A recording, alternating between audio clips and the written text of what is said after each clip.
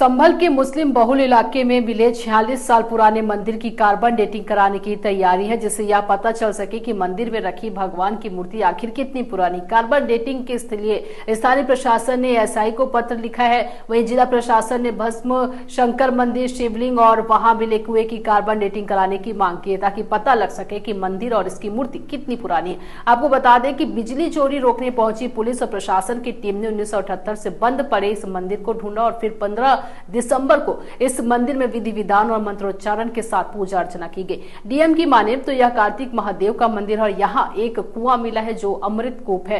मंदिर मिलने के बाद यहाँ 24 घंटे सुरक्षा के लिए टीम तैनात की गई, सीसीटीवी कैमरे भी लगाए गए। यहाँ का अतिक्रमण हटाया जा रहा है और स्थानीय लोगों का यह दावा है कि यह मंदिर सांप्रदायिक दंगों और हिंदू आबादी के विस्थापन की वजह से 1978 से बंद पड़ा है। नगर हिंदू महासभा के संरक्षक विष्णु शंकर रस्तोगी की माने तो 1978 के दंगों के बाद हिंदू समुदाय को इस इलाके से पलायन करना पड़ा था।